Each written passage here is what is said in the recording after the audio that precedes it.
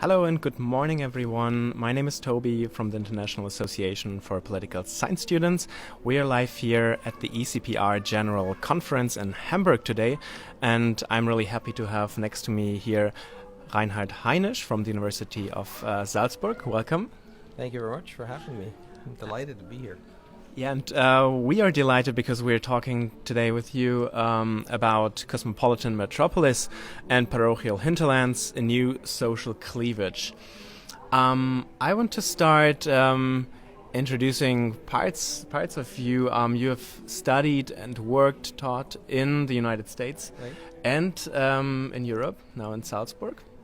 Yes. And maybe you can introduce yourself a bit more and tell us a bit what are your observations studying and teaching in two parts of the world, what the differences are basically in those research communities. Well, I mean, both the teaching, the university system, and academic life is very different. For me, it was a very steep learning curve when I came to Europe in 2009. I'd actually never attended a European conference. I'd never really taught or worked at a European university. My entire academic socialization was in the United States. And I became department chair from the start, so the bureaucracy was mind-boggling. Certain things that were simply not possible, that would be no problem in the US, but on the other hand, you discover there's a lot of flexibility, and I guess Austria compared to Germany, in Austria those three rules you always keep, rules you never keep, and rules you sometimes keep, and if you live there for a while you know which ones are which, and so flexibility comes in through the back door, but you don't know that from the start. What is also challenging in the US, our academic environment in political science is in English. We publish in English, we work in English. And if you are in an English-speaking country, that's a natural. But if you're not in an English-speaking country, that's challenging for others. So there's this whole language aspect. So when you recruit students, or when you have a secretary or people that work with you who are not native speakers, but you function in an English-speaking environment, that's sometimes difficult, and so these are things that come to mind. The European university system, because it's very old, it has a long tradition. One has to respect those traditions, and sometimes these traditions are not always conducive to being very flexible. But you find ways of dealing with it in a way, and we, as we say, we complain at a high level, but life is very good, and I think we've been very successful, and it is very important in Europe, I think, to network. Both students need to network, young researchers need to network, and faculty need to network. So networking is a very, very important aspect, probably a more important aspect in European context, because the universities are often smaller or have fewer resources, and the networking allows you to compensate for those shortcomings. One thing you have taught in both countries, the United States and in Austria, is populism, and is what you're now calling social cleavages as well. Maybe give us some idea, because I think we are using those terms very frequently right now. However, both countries and both regions have very different traditions of these terms, right? Exactly. I should point out, I worked with the State Department, and somebody had suggested, why don't you write a book about an Austrian populist that was of concern for the State Department. And I thought, okay, I'll do this research on Austrian populism, and I go back to doing my normal work, and that was some 20 years ago, and 20 years later, I'm still working on populism, and now it's a much bigger interest. When I started, nobody was interested in populism. People would say, well, that happens in a few countries, but that's it. Populism, of course, in the United States and Latin America and in Europe is understood differently, because in Europe it's inherently linked to political parties. The United States is not a party-based system. Yes, there's parties in the United States, as you well know, but parties in the US are vehicles for fundraising. So it's much more personalized. And so the way the political system is configured has a big difference. In Europe, the tradition was that starting in the 1970s and 80s, in many European countries, populist protest parties appeared. And so there was this cleavage between the protest parties and the mainstream. There was always this duality between the two. The protest parties were the pariahs, nobody wanted to play with them, and that sort of was the pattern that was established. In the United States, populism began to creep into an established party, the Republican Party. So it's a very different process whether a party is taken over from within, if you will, or the populists are on the outside and are battling to get in. And so the whole pattern was somehow very different. In Latin America, on the other hand, populism was leftist populism. So for a long time, it was difficult to see what these different populisms had in common. Also in the United States, populism had, because there was the People's Party in the United States at the end of the 19th century, populism had a somewhat positive connotation, while in Europe populism is exclusively negatively connotated. In fact, even Obama said at one point, well, he too is a populist. So populism has a more positive image because it was often associated with fighting for the common man against powerful interests. And it was less associated with illiberalism, authoritarianism. While populism in the European context was from the start, when we see neo-populism, associated with these traits of authoritarianism, illiberalism, and a kind of attack on established mainstream institutions. But at the title of the talk we had, the roundtable we had at ECPR, the Metropolis versus the Hinterland, it sort of, I think, sets up. And funny, yesterday when we had the debate, all of us who were talking sort of criticized the title because I think it sets up a false dichotomy. It suggests there are these enlightened cities, and then there are these parochial people. So everything is sort of West Texas, if you will. And that's not really the case. When we look at the voting behavior, we find there's a whole, that the strength of the populists actually comes from the in-between lands. So we don't have this sort of fundamental cleavage. Yes, of course, there are people who live in rural areas, and there are people who live in Metropolis, but that's more a cliche. We find that in cities, and in some cities more than others, there's tremendous support for far-right parties. We also find that in the conservative hinterland, well, traditional conservative parties are still very strong. And we find that educated people in the suburbs often vote for populist parties. Trump voters are not, I know there's the cliche, and of course there are parts of the United States, in Louisiana, in western Pennsylvania, parts of the Midwest, where people vote for Trump, and there's a part of his base is there. But there are plenty of Trump voters who are better educated in the suburbs, and they are part of his constituency.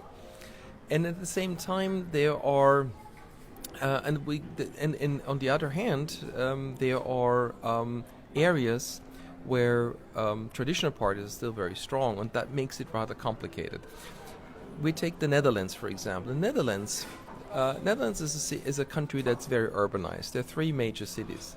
In Amsterdam, the populists don't do very well. In Rotterdam and in The Hague, the populists are very strong. Or in port cities, populists tend to do better than in non-port cities.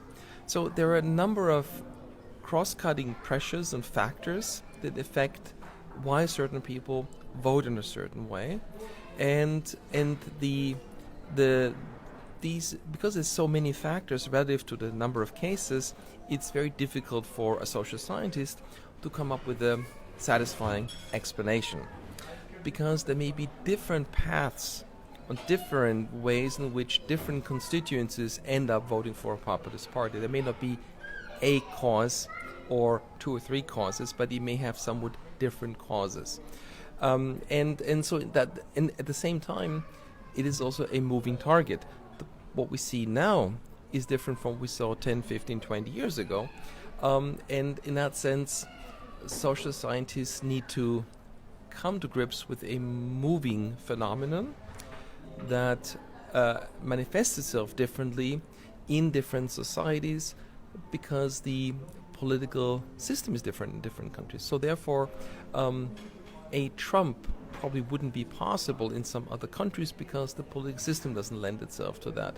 So in some ways, it's the complexity that makes this research very fascinating, but also very, very difficult and very hard. And but if we don't do this kind of analysis, I think others will jump in and give us, explanations for why there's populism. Would you then still argue that we can observe mainly social cleavage in all of these countries where we observe populism, or would you argue that a cultural cleavage or another aspect of a cleavage might be a better attribute, or do you think this term already works well? Well, that's exactly one of the points. I mean, if the term cleavage itself, traditionally in party politics, is a rather there's a specific meaning attached to cleavage. Cleavage is not just opposition. Cleavage is not just conflict. In the Sartorian sense, the way it was originally intended in party politics, the cleavage is a fundamental gulf that's intergenerational, and probably we haven't lived long enough to speak of populism as a real cleavage, because that we would have to observe generations of people who would be on one side versus generations of people on the other side, and would have to be rather stable. There would have to be very little fluctuation. There's too much influx and going on to be seriously talking about the cleavage. But there are those who argue the cleavage that's emerging, or that may be already intergenerational, is a value shift. And what you have is that as young people, millennials, have become more liberal and are beginning to set a liberal agenda, there's a cultural backlash by more conservative people. And the backlash, so then you have this sort of cleavage where on one side you have people who are more authoritarian, more pessimistic, more protectionist, and on the other hand you have people who are more optimist, more cosmopolitan, and more liberal.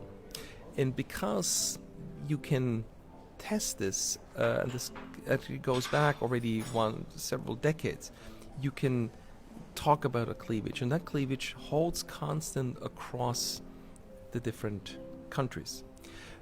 Now, having a value cleavage doesn't mean you automatically end up with a populist party, because you need not just a demand, you need a supply. So demand is one side, so voters demanding, unhappy and demanding something, but then somebody has to create a party and offer a program. Why that happens in some cases versus others is a more complicated story, because it has a lot to do with local factors. It also has to do with learning. We could, for example, successful slogans, successful images travel. You could Google, for example, there is a famous poster that was originally designed for the Swiss People's Party, where there's a woman, it's an anti-Islamic poster, where the minarets look like missiles, look like black missiles, and the woman looks like a ninja fighter, and that poster then traveled, and like successful posters, successful slogans travel, so there is some learning. So if there's a successful populist party in one country, often neighboring countries become, so to speak, infected, for example. So so there is both learning and mutual copying, and that explains why it spreads. And there's what Kitchell calls winning formulas. That is, there is a way in which combining a set of positions helps you win elections in the current climate. Sort of you take identity as an issue, you take Islam or religion as an issue, and you combine it with deregulation, modernizing the economy. So you take sort of a little bit of neoliberalism, you take a little bit of ethnic identity issues, you combine it, you present yourself as a change agent and as an anti-politician, as an unconventional political leader. And if you can pull this off credibly, it's quite a successful formula. Now, in some countries, some parties are better at pulling this off than others. That is actually interesting, because one point that is always mentioned in the debate on populist parties is that they are better able to listen to the people, but they might just be able to listen better to their to do the equal parties in other countries and how they are successful? Yeah, I think there's two things. So they learn from each other. That's quite clear. In fact, you can even show that there's a PR agency that works for a number of populist parties. And I think Stephen Bannon, the mastermind, one of the masterminds behind Trump's victory, is also trying to organize something, if you look at the media, in Europe. But on the other hand, what we also see is that that parties don't just learn in terms of advertising, but the mainstream parties are simply neglecting parts of their core constituency. So there is this sort of withdrawal or pulling back. Mm-hmm. So I think the story of the increase in populism, there's a lot of research going into that, is dovetailed by a story of pulling out and withdrawing, and there's a lot less research is going into why social democratic parties are abandoning parts of their constituents. Mm-hmm. And if we look at the old people's parties, and I'm including the Social Democrats and the Conservatives in this sense, now they were genuine people's parties. So the Social Democrats were not just successful because they just had working class voters. They were able to also reach into small towns and into areas outside their core constituencies, and they've largely abandoned those. If you talk to young, and I've worked sometimes with social democratic young social democrats, they find it often very difficult to go into typically social democratic neighborhoods and confront voters, talk to them. Often they're themselves highly educated, they're socialized upper middle class, they've gone to university, and now they're supposed to talk to working class voters in working class neighborhoods, and I find this very difficult. Mm-hmm. At the same time, when we look at populist parties, they know how to play the ground game. They are well organized, they have local chapters, they go into pubs and bars. The Lega Nord, to some extent, imitated the old organizational model of the Communist Party. They have little cells everywhere. The Austrian far right, the Freedom Party, has 200 some regional headquarters and some 1,200 local posts where they're present when there is a local fair or some activity. Now they're all moving into the social media. So they are very activist and they're very people's oriented, and that creates an impression they listen. I mean, they also propagate their ideas in that sense. But so there are two sides to this medallion. One side is they're very active, but the other is there's a vacuum that is being taken advantage of, and mainstream parties sort of beginning to unlearn how to mobilize, because they live very comfortably and they were able to dominate state positions. They won elections as long as you were, came in as the first or the second party. You dominated the positions in the state. You didn't have to exert yourself that much. Mm-hmm. And I think that is one of the lessons that the other parties need to get off their behind and become more active again. Yeah, and one more thing that seems to be not understood enough is the development of those parties.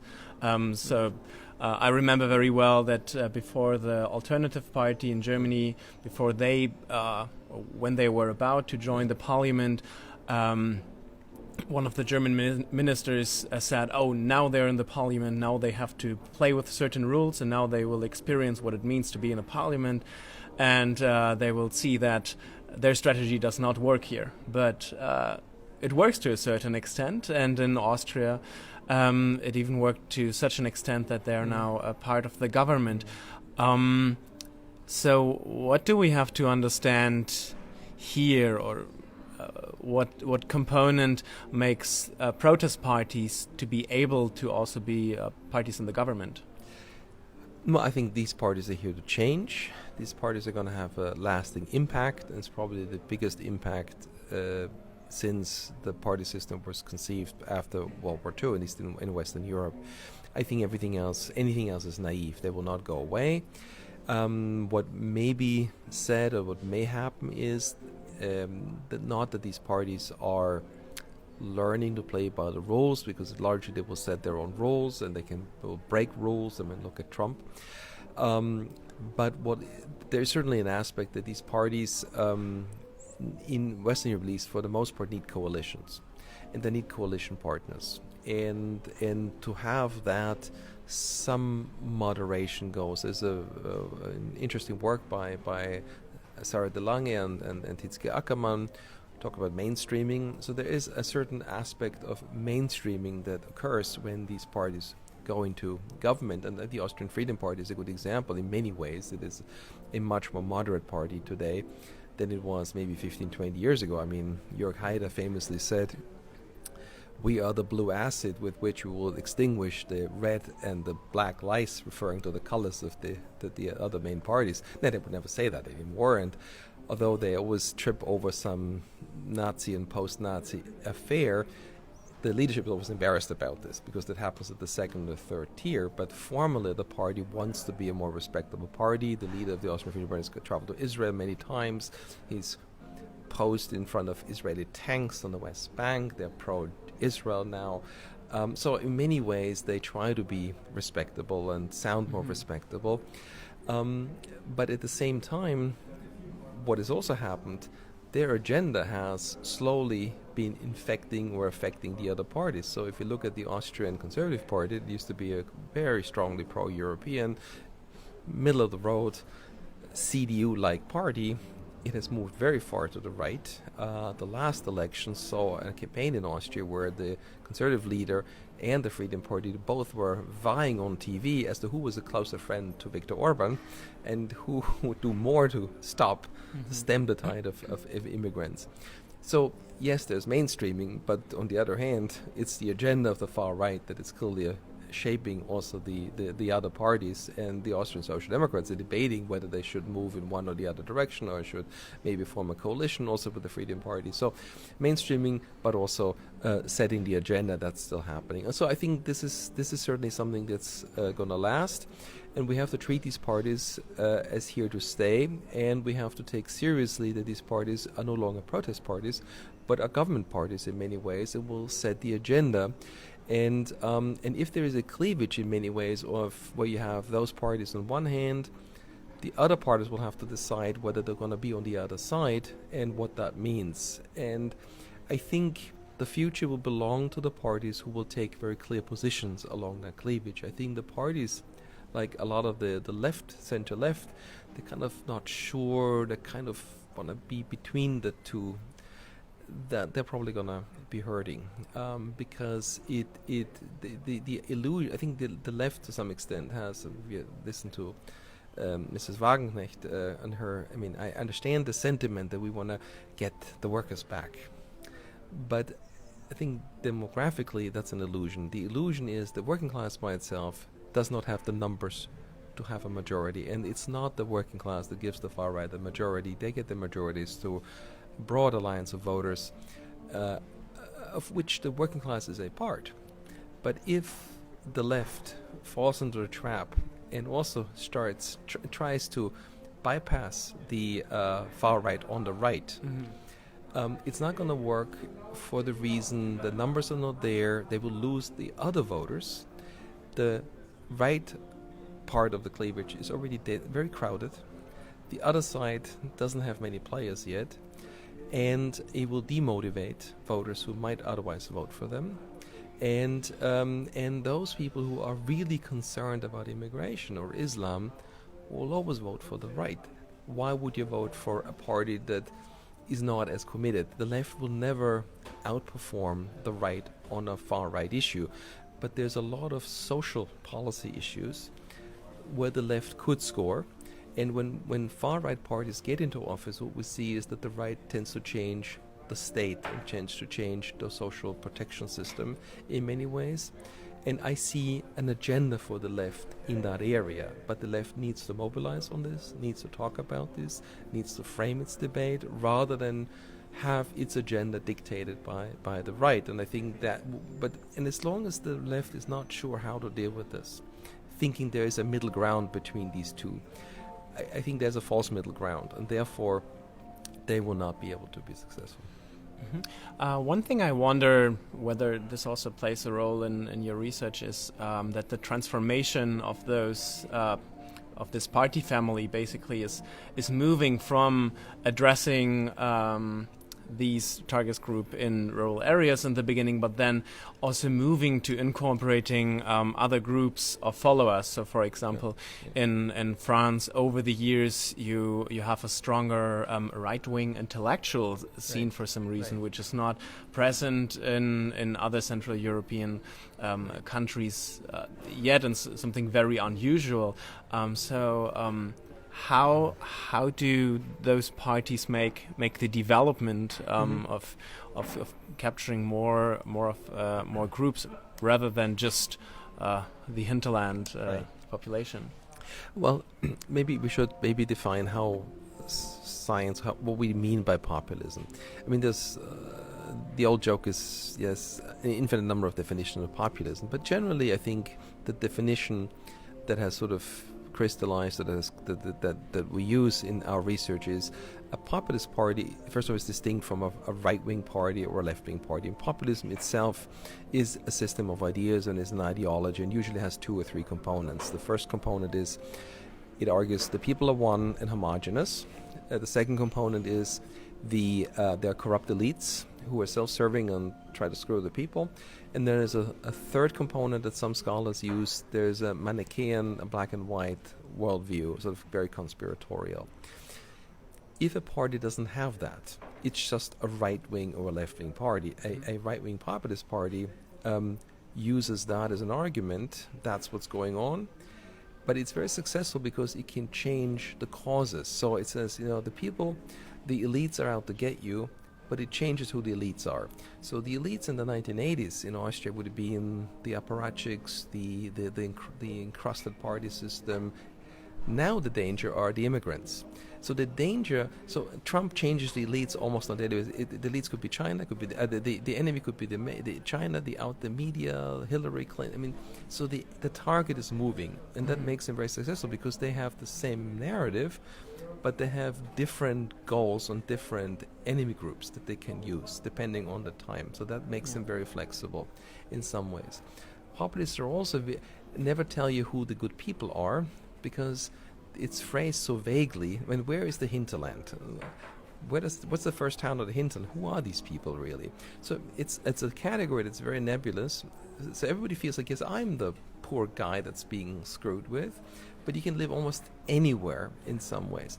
So that's the general narrative is this terminology, but then they combine that with a left-wing or a right-wing ideology, and the right-wing ideology that works very well right now in Western Europe is anti-Islam and is immigration in some way. So the danger comes from liberal elites who are in cahoots with dangerous immigrants who want to exchange the population.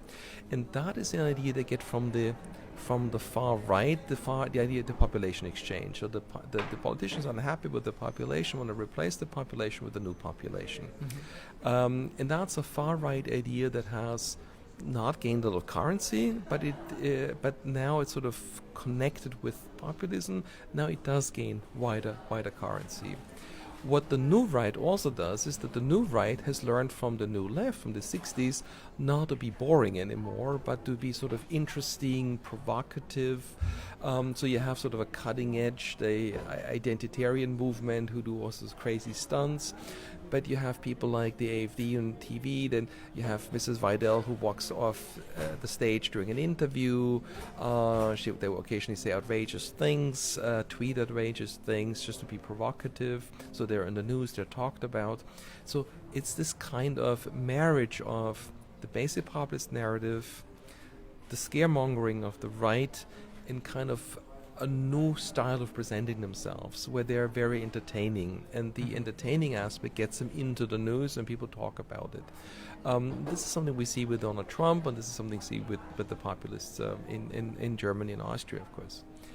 The interesting thing about Germany is that Germany was considered immune from populism for historical reasons, and it always seemed to fail, and the AfD didn't start out as an identity party, but it started out as a Euro party, as the party of professors concerned about the hardness of the euro and bailing out the Greeks. And then they did a bait and switch. And it's sort of once the party was established, the leadership changed actually twice, and then it became a much more hard-right identitarian party, which now finds a lot of voters in Eastern Germany, although it was a West German party, and these are voters who previously voted for the Linke. So the Linke now becomes more a West German party, and the AfD becomes a more East German party, where the voters who vote for the AfD are often voters who see themselves as losers in the German distributional game. But the people who run the AfD are almost like professors, doctors. If you read the party program of the AfD, you always need a PhD to understand it. So it's interesting that the party has managed to tap into groups of dissatisfied voters who are angry and vote for a party that they see as changing the system, as being change agents. And that's also the link to Donald Trump. Donald Trump ran as a change agent. He said, you don't have to like me, but you're unhappy, and 70% of people seem to be unhappy with the way things are going. If you vote for me, I'm your most credible bet that things will change after that. So, and this sort of desire for change or being a credible change agent is what works for populists at this time very well. At this point, what are you most curious about, or what do you think in the next years your research will focus on in this, within those dynamics and these political developments? We just got a very large grant from the European Union that's called a Horizon 2020. We're a consortium of 3 universities and 3 NGOs, and what we are trying to do is we try to provide as complete as possible a mapping of the phenomenon, which is something the universities will do, and then the other side, the NGOs, will develop counter strategies and try to disseminate the counter strategies. So the idea would be to measure the impact of populism on democracy and then find ways in which democracy can insulate itself against or counteract some of these trends.